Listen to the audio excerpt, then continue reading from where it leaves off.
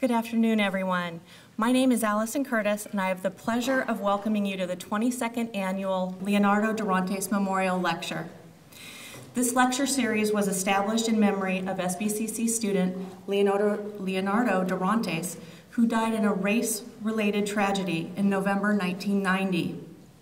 Since 1991, the Santa Barbara City College Foundation has supported this annual event to enhance the understanding of racial and ethnic differences and shared commonalities within our community. I would like to recognize our special guest who is joining us this afternoon, Dr. Peter Hasland, President of the SBCC Board of Trustees. Please stand. Thank you.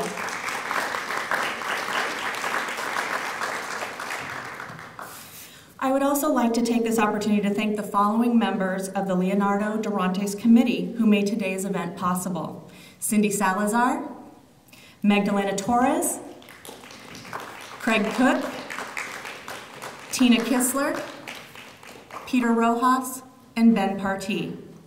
Also a very special thank you to facilities, catering, EOPS, the SBCC Foundation, and the SBCC Bookstore for their continued support of this event. It is now my pleasure to introduce our Superintendent President, Dr. Lori Gaskin.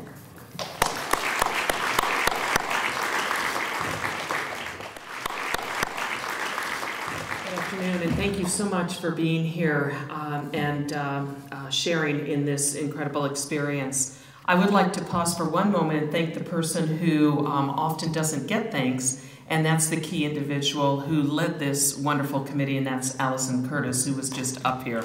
So Allison, thank you so very much. Okay, I'm going to ask you to do something. I'm going to ask you for a moment to pause, even if you need to close your eyes to filter out the busyness of life. Just pause for a moment. And I want you to reflect upon who you are, who you've become. And I want you to think about someone who had an impact upon your life, but whom you didn't know personally. So not a friend, not a family member. Close your eyes for a moment and reflect on one person who you didn't know personally, but you feel has had a profoundly meaningful impact upon your life. I don't know who that person was. It might have been someone like Mahatma Gandhi, who we don't know necessarily personally, but we know through the incredibly powerful vision and philosophy that he held. It might be the firefighter who braves a burning building to save young children. It might have been Stephen Hawking or Helen Keller, who overcame incredible physical hardship to do amazing things in one's life.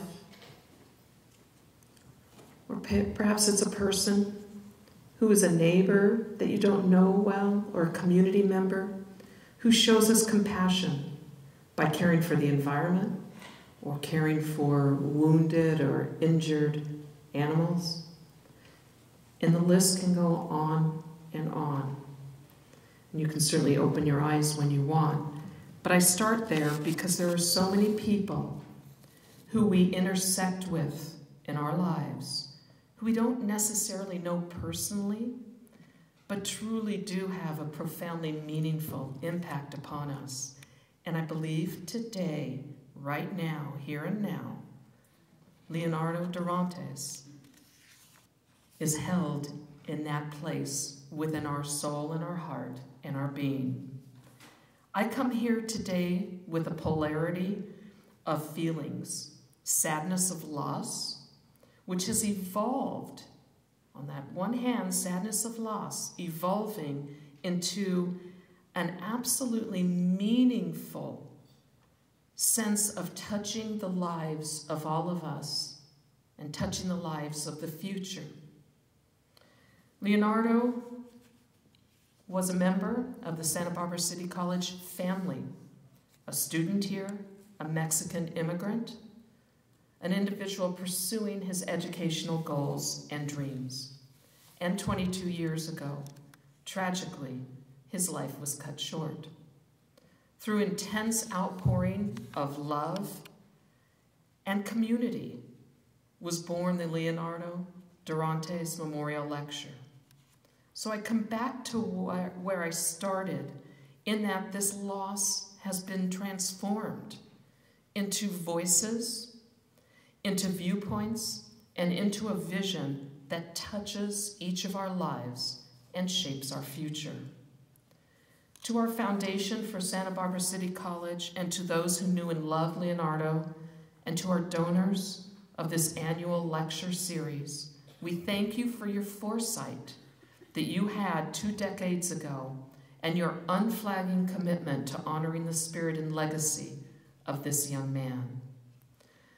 Through Leonardo's brief time with us, and through the vision of all of those individuals, his legacy remains impactful, enriching, and profoundly meaningful to each of us.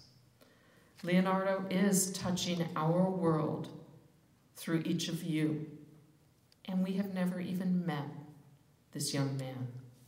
But he's helping us to cultivate a society that genuinely values each and every one of us. So I do extend heartfelt thanks to all of you for coming together. I now have the opportunity to do something very special.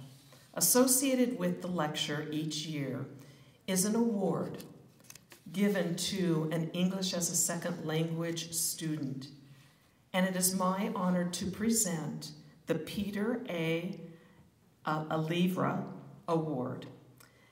And the purpose of this award is to recognize, encourage, and reward an ESL student who demonstrates academic achievement, financial need, and a commitment to strengthening intercultural understanding, internal to the college as well as external in our community.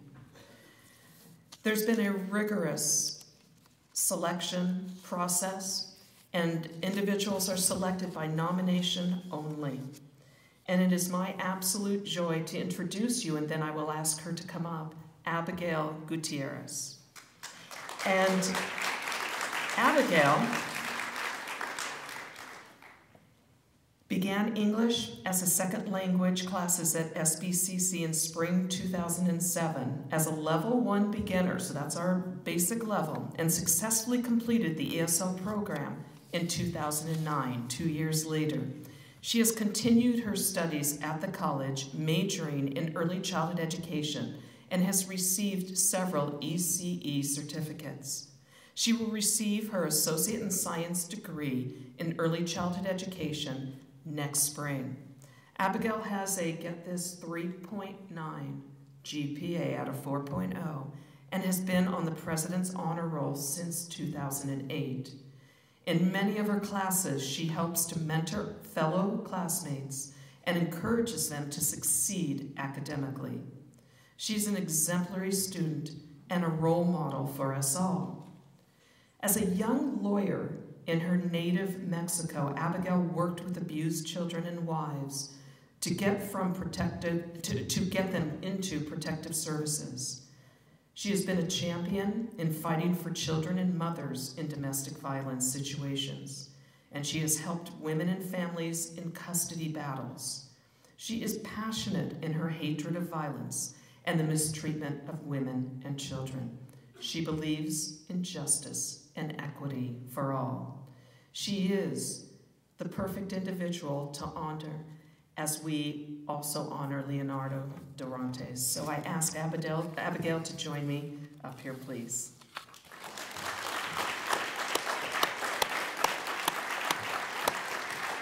This recognition comes with a $1,000 scholarship.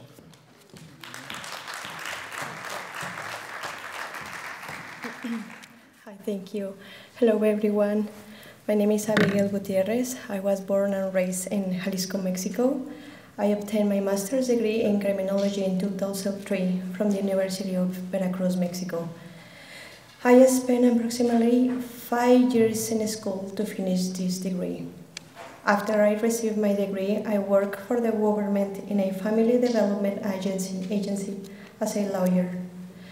I spent 3 years working in this position, but unfortunately, due to threats to my family from abusive husbands, I was forced to leave due to safety reasons. Although I was satisfied with my life as a lawyer, it was a dangerous time for me and my family. I have to see what other opportunities await me and to be active in a safe environment. An opportunity came up when a friend who lived in California suggested I come to Santa Barbara, where there were more opportunities to succeed and be out of this danger. I began taking English classes at Scott Center, where I met a friend who invited me to take ESL classes with her at the main campus at Santa Barbara College. I had no idea what I was getting myself into. I found myself in a college classroom with students who understood and spoke more English than I did. I can remember the hiding and ducking so I would not get called by the teacher. I could even introduce myself. My self-determination to better myself encouraged me to continue to challenge myself and learn to speak English. The positive feedback on assessment and encouragement of instructions in the ESL department made me believe in myself. It motivated me and increasingly became an obsession to keep getting good comments from my teachers. The day finally came when I had reached the final level in ESL and my teachers were encouraging me to get my certificate. It was the first certificate I would earn from Santa Barbara City College. I continued to take general education classes and began to pursue a degree in early childhood education. In the spring 2012, I received a certificate in early childhood education. This fall, I have continued to further my education to obtain an associate degree and complete the requirements to transfer and obtain a bachelor's degree. Despite English being my second language and overcoming many obstacles, I have excelled academically. I have been in the Presidential Honor Roll many times and I have been invited to join Phi Theta Kappa for my academic success and earning a GPA. I am a product of ESL department where I started level 1. And I must also mention that I would not be here if it were not for the help received by UPS department program. Thank you, UPS, for all your support. And I also want to thank the Algebra Foundation and Family and the SBCC Foundations. Thank you so much.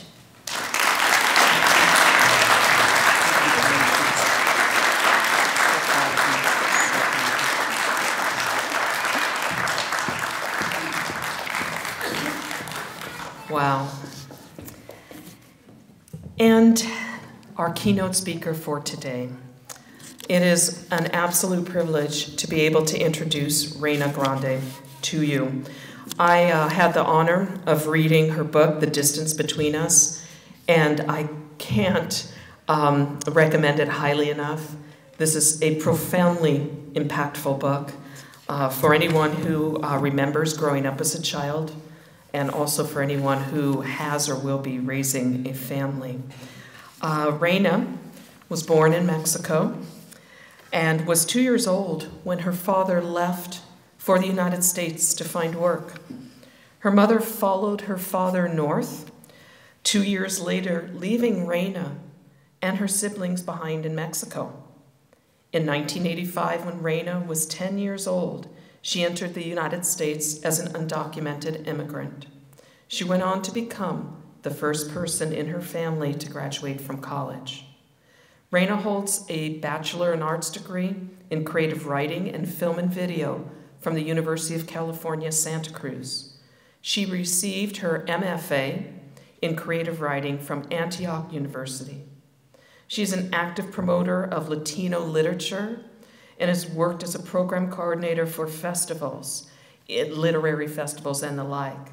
She has also served as a judge for literary awards. She teaches creative writing workshops in her community and speaks at high schools, colleges, and universities across the nation. And she's a member of a number of organizations which give back to emerging authors. The Distance Between Us, which is this book, is Raina's third book, and it was published in August of 2012. And in this memoir, Raina vividly brings to life her tumultuous early years, capturing all of the confusion and contradictions of childhood, especially one spent torn between two parents and two nations.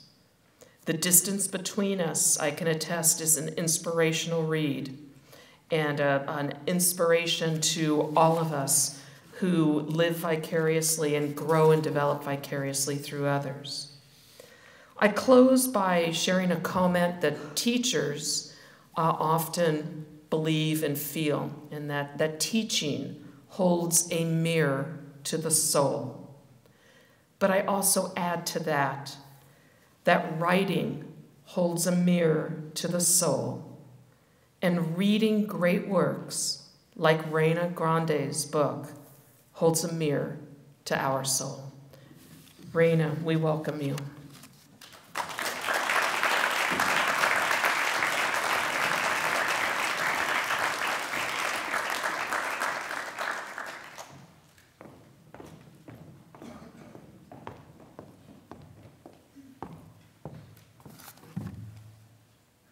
Good afternoon, everyone. It's such an honor to be here today. Thank you so much to the committee for inviting me to come speak here to you today. I was so honored because I know that for many years you've had such wonderful people come and give lectures here in memory of Leonardo Dorantes, and I feel very, very honored to have been included with other people that I admired, like Father Greg Boyle and Victor Villaseñor, who's a writer that I deeply admire. So thank you so much for the opportunity. Thank you, President Gaskin, for such a wonderful introduction. It was, I really thank you from the bottom of my heart for your words. When I first received the invitation to come speak to you today, I honestly wondered whether I was the right person to do so. I wondered if I could really find the right words to do justice to the memory of Leonardo Dorantes, to honor him the way he deserves to be honored. But I'm here today because, you see, Leonardo and I have many things in common. And though he isn't here to tell you his story, I thought maybe by me telling you mine, you'll be able to get to know him a little bit better. And maybe also think about your own views and your own experiences. Just like Leonardo, I'm also an immigrant from Mexico. Just like Leonardo and his family, my family and I were part of that immigration wave that began in the 1970s, and that, according to the Pew Hispanic Center, has just come to a standstill.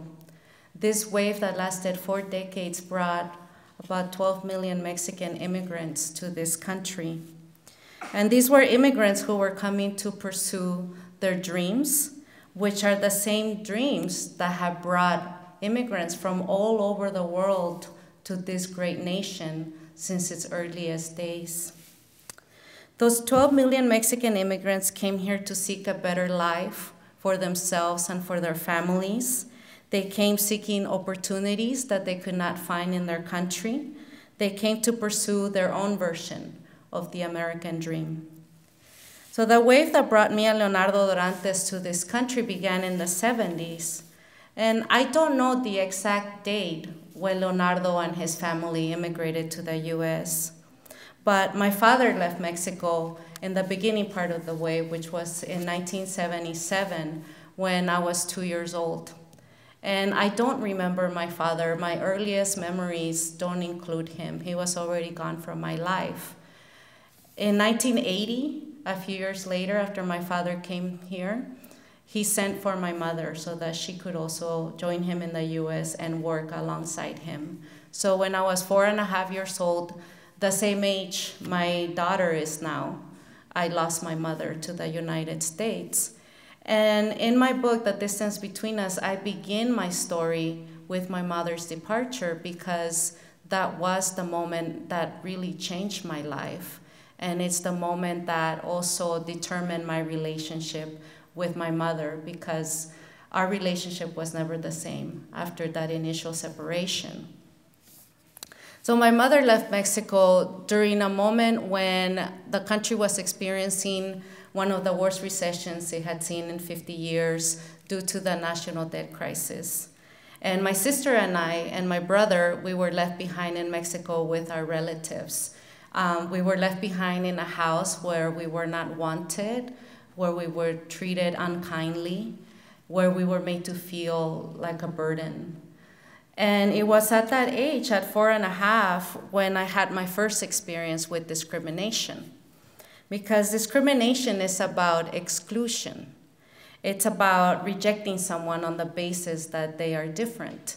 And my siblings and I were different than most of the kids in the neighborhood. You know, not only had we lost one parent to the US, we had lost both our parents to the US. So that made us different. And every time my siblings and I went out into the neighborhood, the neighbors would point at us and say, "Look, there go the little orphans."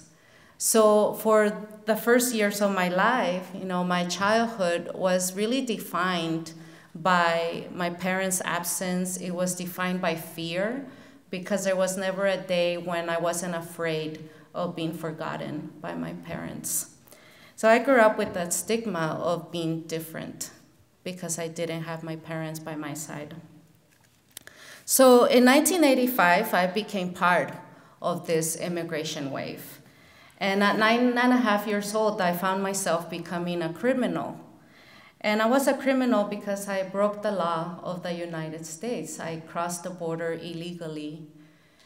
And the reason why I defied the law was for the simple reason of wanting to pursue my dream of having a family, of having a home, which is a dream I think many of you have as well. The dream of having a family, of being loved and being wanted, and wanting to belong. So I don't know the details of Leonardo's journey to the US. I don't know when exactly he came here. I don't know if he also had to experience that separation. But up to 80% of Latin American children here in the US have been separated from a parent during the process of immigration. So 80%, you know, it's a big percentage, and there are very few families that manage to immigrate together. So immigration, it's a very complex issue, and it's something that I like to write about because a lot of times I think we focus too much on the politics of immigration, on the economics of immigration, but immigration is also a very personal issue, and it affects the whole family, not just the immigrants who come to the US, but also the families that stay behind. So this is why, you know, I like to write about it, and I like for people to know that immigration and its complexities are something that we need to read about and learn about. And of course, I would love to see the day when immigration is a choice and not a necessity. When I came to the US, I ended up in Highland Park, which is a community in Los Angeles that's mostly Latino. And I started school there in 5th grade. And that was quite an experience for me because when I came to the US, I didn't speak a word of English. And that was very difficult. On my first day of school, you know, most kids on their first day of school, what they hear from their parents is, "Good luck, have a good day at school." But what I heard from my father was, "You better not tell anyone how you got to this country or you can kiss it goodbye." So when I went to school, I was actually quite afraid of going there because I was afraid I might say something that might give us away and, you know, and that we would get deported and be sent away. So when I showed up to school, I was very afraid about, not saying anything I shouldn't say, but also I was afraid about the fact that I didn't speak the language. And in my school, we didn't have ESL.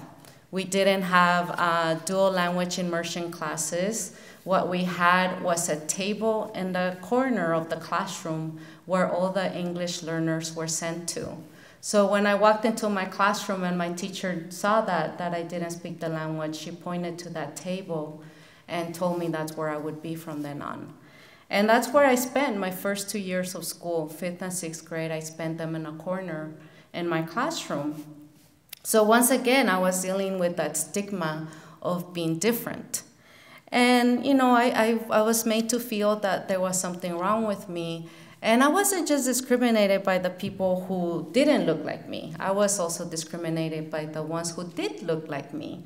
Because Highland Park, it's predominantly Latino. There were mostly Latino students in my class, and they all looked exactly like me. They had brown skin, black hair, brown eyes. Their last names were Gonzalez, Garcia, Hernandez.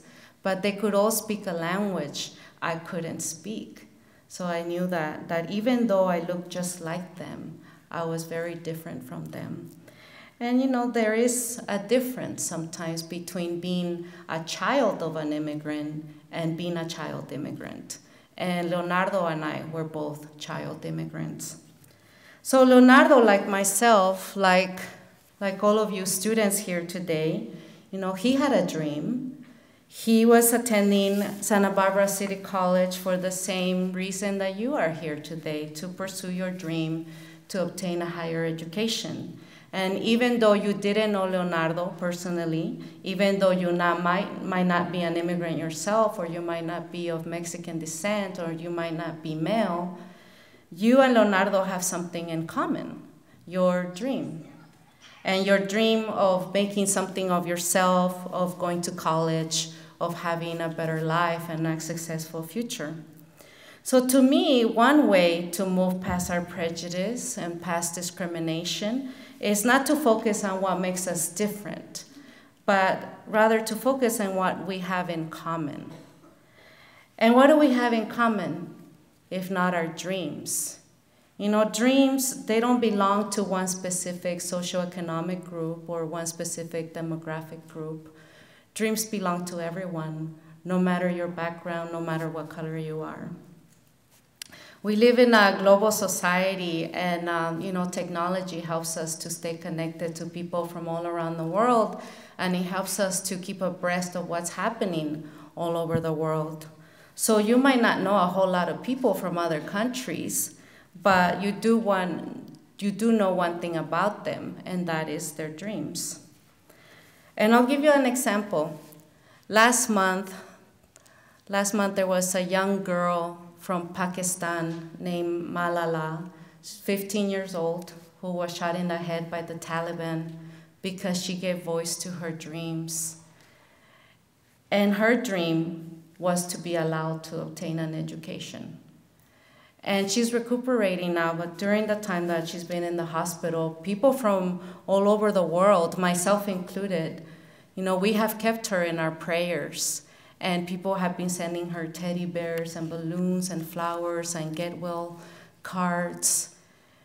And we don't know Malala personally, but we do know her dream. There are 61 million children around the world who don't have access to an education, and you might not know a whole lot about them, but you know one thing about them, that their dream is just like your dream. And like you, they too want to have an education, and they want to have a chance at those opportunities that only an education can provide. So as someone who has been made to feel different most of her life, the way I have, managed to overcome prejudice and discrimination is by focusing not on what makes me different from people, but on what I have in common with others. And this way of thinking has really helped me to get through some very difficult times in my life. When I was a student at UC Santa Cruz, I was majoring in creative writing. And UC Santa Cruz at the time, this was back in 1996, there weren't a whole lot of Latino students at UC Santa Cruz. We were a very small minority. And especially in an area like creative writing, most of the time I was the only Latino student in creative writing classes. And I was afraid, I was afraid to walk into that classroom because I was different. And I felt like dropping out of the program. And the reason was, that I was made to feel different because every time I submitted stories in class to be read and critiqued by my fellow classmates, I was writing stories about poverty. I was writing about what it was like to live in Mexico in a little one-room shack made of bamboo sticks and cardboard with a dirt floor, no running water, no electricity. I was writing about hunger and what it was like to not have money to buy food and never have enough to eat. I was writing about going around my neighborhood barefoot because we didn't have money for shoes. I was writing about my experience of being left behind by my parents and what that had done to me and how it had affected my sense of self-worth. So I was writing about all these stories that the students in the class could not relate to, and neither could the teacher. And a lot of the comments I would get, every time my work was critiqued was that my writing was melodramatic, it was overwritten, overblown, it was flowery and full of cliches. And UC Santa Cruz, they don't just give grades, they also give evaluations. So I have that evaluation from my teacher where she wrote all of these words about my writing. And another thing they would say was that I had an unrealistic view of life. So whenever I would get these comments, it would definitely make me feel different. And I did. There were many times when I felt that perhaps I did not belong there. But the reason why I stayed in the class and the reason why I stuck it out in the creative writing program was that I realized that despite our differences, I had something in common with all of those students that were in the writing program. We dreamed the same dream. We were dreaming about becoming published writers one day. We were dreaming about being part of the literary community in this country. We were dreaming about being able to lend our voices and write stories about issues that we care deeply about. So what I said to those students in my head, every time I walked into that classroom, I would say, I might not know you, and you might not know me, but you know my dream, and I know yours. So this kind of thinking has really helped me to get along with people of all backgrounds. It has helped me to not be scared when I walk into a room full of strangers. And it has helped me to think about, people from around the world, and to know that even though I might not know too much about them, I do know their dreams, and that's a good place to start. So this has given me a deeper understanding of the world that I live in. Of course, I do not mean to say that we must overlook our differences. Definitely, it is our differences that make us unique. But diversity doesn't mean much if it doesn't challenge us. If it doesn't challenge us to be more open-minded and more inclusive. And I know that we must not overemphasize our commonalities and fail to recognize the virtues of diversity. But it's also just as important not to overemphasize our diversity, because in doing so, we fail to appreciate our essential unity. So it's a delicate balance. It's a delicate balance, but in the end, all people have the same hopes, the same fears, feelings of every kind. And everyone in this room, everyone in this city, in this country, in this planet have one thing in common, and that is our dreams. So next time when you meet a person, a new person, maybe they're sitting next to you in a class or you pass them by in a hallway, instead of thinking about what makes that person different from you and what makes you different from them, just think about what do you have in common with that person. And knowing that, you guys share the same dreams, that's a good place to start to get to know one another. So before I end my presentation, and I would, like to take a few minutes to do a question and answer session in case any of you guys have any questions. Before I end my presentation, I want to leave you with one of my favorite quotes from Harriet Tubman. And it goes like this: "Every great dream begins with a dreamer. Always remember you have within you the strength, the patience, and the passion to reach for the stars to change the world. And I believe that you will change the world by learning to love your fellow dreamers." Thank you.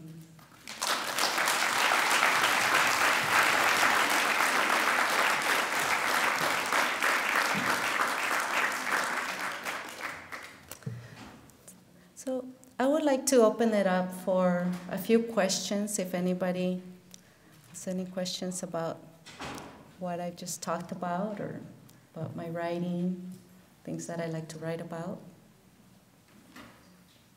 Yes? When you were criticized at Santa Cruz, how did it affect you? Did you get deeper into your personal writing, or did you try to change, to adapt to something else? Or did you, how did you focus on that? Yeah, the question is, when I was discriminated and criticized in Santa Cruz, how did that affect my writing and what I write about? Getting criticized by the things that I was writing about, it actually, after I got over that desire of wanting to drop out and maybe go major in Chicano studies or something, I decided to stick it out because I realized that the stories that I was writing about were stories that were real, even though people couldn't relate to them. They were real stories that I felt would have an impact on people, And one of the things that I really wanted to do with my writing, there's a saying in creative writing that, sometimes you write the book that you want to read. And I was looking for books that dealt with the experience that I had gone through. And I found a lot of books that dealt with immigration, and I'm an immigrant. I could relate to all those books. But I was also looking for books that dealt with the family that stayed behind. And back then, there was nothing about that. There was nobody really talking about that experience, of even being aware. I think there was no awareness about that experience. So this was something that was driving me to keep writing because I wanted to write that book that I wanted to read. So when I was in Santa Cruz, I wrote my first book, Across 100 Mountains, which is a story of a young girl who stays behind in Mexico when her father comes here to find work and he disappears. And I write about, what that did to the family and about her journey of trying to find her father and put her family back together. And I wanted to write about how immigration affected that whole family, not just the father who left, but the family that stayed behind. And it hasn't been until, 2002 when Sonia Nazario, who was writing for the Los Angeles Times, she began to write articles about the particular experience, about the children who get left behind and what they go through. And eventually she turned this series of articles into a book called Enrique's Journey. And I highly recommend the book. It's a really, really wonderful book, and it really does make you think about, everything that the children go through. But her book, it's slightly different from mine in that, I write a lot about what it was like to be left behind. And then also I write about what it's like to come here as a child. And I write about how immigration, affected my family and the toll that it took on my family. And Enrique's journey deals with the journey itself and all the difficulties that the child immigrants face when they come here to look for their parents. So this is what, to me, a lot of times getting criticized, getting rejected, it makes me want to do it even more, just to prove to myself that I won't let anybody, deter me from my dreams, because they don't understand. They don't understand where I'm coming from. So I had, that experience when I started 5th grade in Aldama Elementary. It was halfway through the year when the school had a school-wide competition. It was a writing competition. And the teachers told us, all the students, to write a story. And at the end of the week, the teachers were going to collect these stories and choose the best ones to be submitted into the competition. So when my teacher told us to write our stories, I had to write mine in Spanish because I didn't know English that well to be able to write a story in English. So I wrote it in Spanish, and I wrote this story about my birth. And I wrote about how when I was born in my little shack in Mexico, my mother told the midwife to bury my umbilical cord on the dirt floor so that I wouldn't forget where I came from. And at the end of the week, the teacher collected these stories, and she put on a movie for us to watch, and the movie was E.T. And I remember that it was E.T. because I was jealous that he learned English faster than I did. And I couldn't concentrate on E.T. because I kept looking at my teacher because she was looking through our stories, and I was so excited when she got to mine. But when she opened my story and she saw that it was in Spanish, she closed it and she put it in the reject pile. And I remember, that moment of being rejected because she didn't understand what I had written. That moment was very, it was a very difficult moment. But at the same time, I have to say that it was because of that rejection from my 5th grade teacher that I became a writer. And it was because for many, many years, I was trying to prove to myself, once I learned English, that I could write stories in English, and I wanted to be rejected on the same terms as everyone else. And my teacher's rejection in 5th grade, it really prepared me for all the other rejections I got later on in my career as a writer. And it really toughened me up, it toughened me up. So I am looking back on it now, I'm kind of grateful to Mrs. Anderson for making me so tough. Is there another question? Yes? First of all, thank you for your comments. The hypothesis of your presentation makes very good sense. We focus more on what we have in common than to look at the difference. And I think that could really be helpful. The question is whether you have any feeling about why we succumb to the temptation to look at difference instead of what we have in common. And how does that play out in your experience? That's a really, really good question about, why do we have that tendency to always look at how we're different from people? And I really don't know the answer to that question. I've tried to think about that every day of my life too. Like, why are we always looking at how we're different, and why not, look at what we have in common? And I think if we were to start thinking that way, changing the way we think about other people, I think we definitely would be, getting closer to having a more having more unity. Even for example, within the Latino community, like a lot of times in the Latino community, we are always focusing about how we're different. That Salvadorians are different than Cubans, and they're different than Dominicans, and we're different. But let's look at what we have in common, and once we start doing that, I think we're gonna have, for example, we're gonna have more Latinos, more Latino leaders that are fighting for the things that we care about. So definitely it's something that I would love to see, for us to start looking at what we have in common instead of what we have that makes us different. Another question? Yeah? Hi, I'm a film major. What are some of your favorite films that portray some of the things that you care about?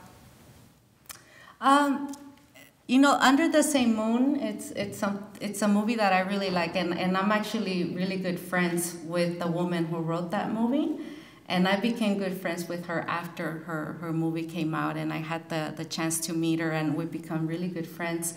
And I really love that movie, but I also like a movie called Al Otro Lado, The Other Side.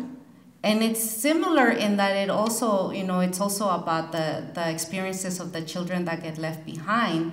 And the reason why I love that movie is because it takes place in 3 different countries.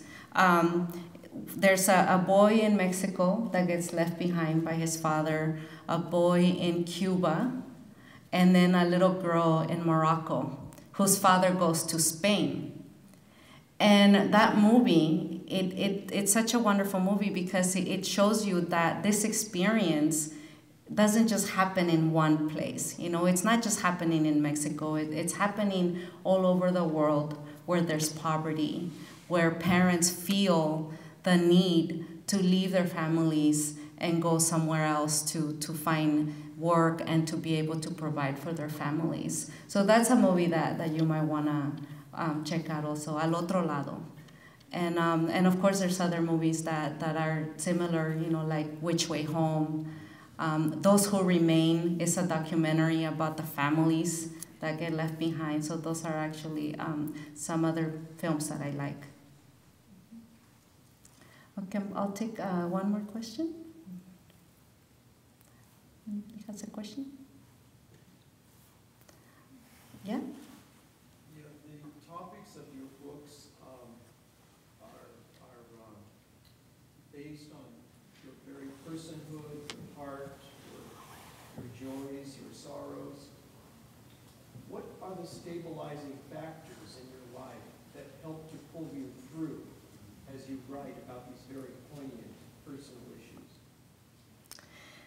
Yeah, I write a lot about the obstacles that I overcame and, the experiences. Everything I write, whether it's fiction or nonfiction, it's always based on my own personal experiences. But, one of the things that has really, really helped me to stay focused is to think about what I had left behind. And I think most immigrants do that. They define their success in terms of what they left behind. And what I left behind was, poverty, and I left behind many other things that, like, for example, not having that possibility of having a better future, or not having the possibility of getting an education. Because in Mexico, where I was living, we didn't have those possibilities. By the time that my siblings and I came to the US, my sister was already working, and she was 12 years old, and she already had a job at the train station so that she could help put food on the table. And I knew that when I got older, that was gonna be my fate, that I was gonna have to leave school and find a job. And, just judging from my own parents, for example, my father only went up to the 3rd grade, my mother only went up to the 6th grade, because they also had to leave school to start working. So for me, one of the things about coming to this country is being given that possibility of finally having options, of having, having these dreams that I felt that could come true. And that's part of the American dream, that if you work hard enough, that you give it your all, you will have that life that you want to have. And I always thought about, when things got really tough for me, when I was facing a lot of challenges, I would always think about what my life would have been like in Mexico. And I had never forgotten that little Reina that was back there that didn't really have a lot of possibilities going for her, and whose only dream of the future was to have her parents back. So every time, I have met with a challenge, I always think about that little girl, and I continue to work hard, to reach my goals, because I know that she wouldn't have been able to. And, I go to Mexico a lot because it really keeps me humble, and it reminds me of things that are important in life. And it also makes me think a lot about the choices, the choices that parents make. And I have an uncle in Mexico who has 7 children. And every time we would go to Mexico, my mother would always tell my uncle to come here. And she would always say, come to the US so that you can give your family a better life. And my uncle would always say, I would rather be poor but together. So he never came to the US. He always stayed with his family. He saw his children grow up, and they've been, a very, very close-knit family.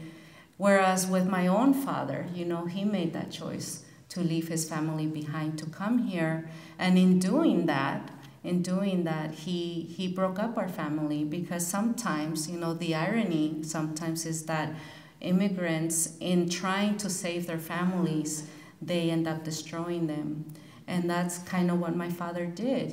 He separated our family, and we were never able to recover from that separation. And my father passed away a year ago, and to that day that he died, we still hadn't overcome that separation that the 8 years that we were separated created. But I have an MFA, and my father only went up to the 3rd grade. And I'm published by Simon & Schuster, one of the biggest publishers in this country. So I went from being this little girl born in a dirt floor in Mexico to coming to this country as an undocumented child immigrant to getting published by one of the biggest publishers in the US.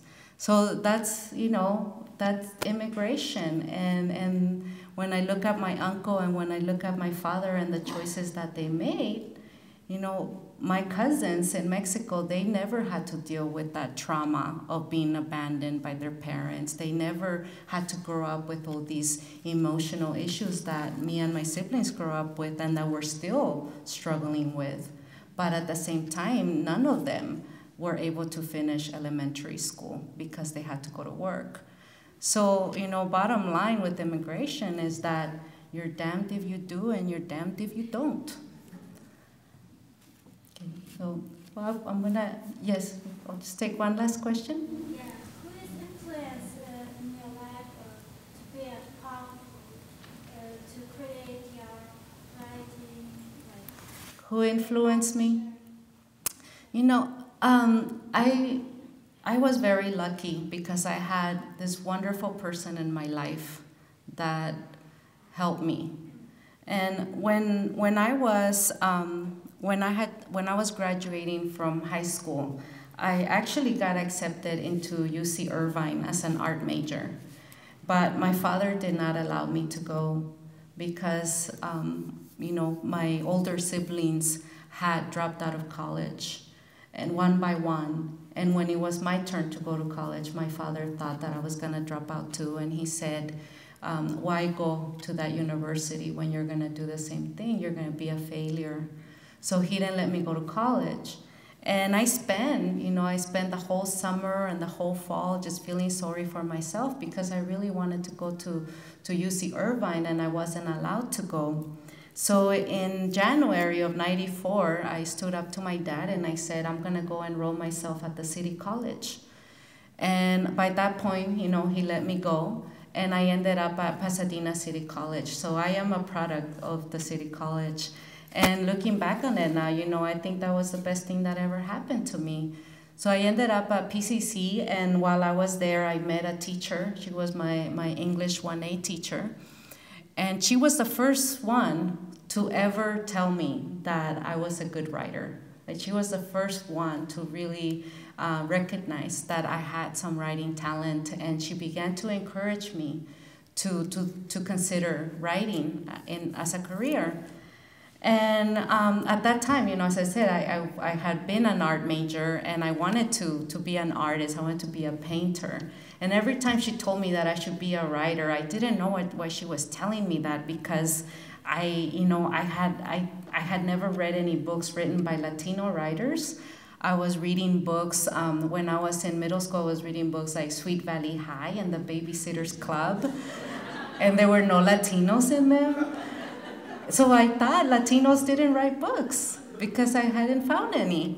So this teacher, she kept telling me, you should be a writer, you should be a writer. And one time she actually found me working on a painting. I was doing a still life of vegetables. And she came up behind me, and I thought, oh, now she's gonna see what a wonderful artist I am, and she'll stop talking to me about writing. But she looked at me and she goes, Renita, you're better off being a writer. So this teacher, when I met her, I was going through some really rough times at home, and my dad, he was also dealing with some difficult things like alcoholism that had gotten out of control. And there came a time when he put my stepmother in the hospital after he beat her up. And then the cops came and they arrested him and they took him away. So the next day, I was devastated. I went to PCC, and I couldn't focus on my classes, and I went to look for my teacher. And she wasn't my teacher anymore. I had already finished my class with her, but I went to look for her during her office hours. And I told her what was happening at home, and I said, I don't know what to do. My dad's in jail, my stepmom's in the hospital. I don't know what to do. And she said, Renita, she said, come live with me. She said, you don't need to be dealing with that situation. You need to focus on school. You need to focus on your dreams. So I went to live with my teacher. And the first night that I stayed with my teacher, she gave me a book called The House on Mango Street. And I had never heard of the book. I had never heard of Sandra Cisneros. But she gave me this book, and she said, here, I think you're going to like it. You should read it. And when I read that book, the first night I spent at Diana's house, it was such a huge moment for me, because for the first time I was reading a book where I could see myself in those pages. And I was reading about things that I could relate to, and it was also a book that was written by a Latina like me. And after that day, Diana gave me books written by Isabel Allende and Julia Alvarez and Laura Esquivel, and she would always say, if Sandra Cisneros can do it, you can do it. If Isabel Allende can do it, you can do it. So after a while, I started to believe that maybe I could do it. So this is why I transferred to UC Santa Cruz as a creative writing major, because it was this teacher that saw that talent in me, that introduced me to Latino literature, even though she wasn't a Latina, she was Greek American. And she was the one who introduced me to literature written by my own people. So that was a moment, and that was, to me, that was the book that really inspired me to also become a writer, because, I had that wonderful person in my life who helped me out when I needed help, and she was able to see that even though I wasn't Greek like her, I was from a different ethnic group, she recognized that dream that I had, because she had also had it too, the dream of making something of myself, of going to college, and having a successful future. So I'm very grateful for this person who rescued me when I needed to be rescued. Well, thank you so much for being here.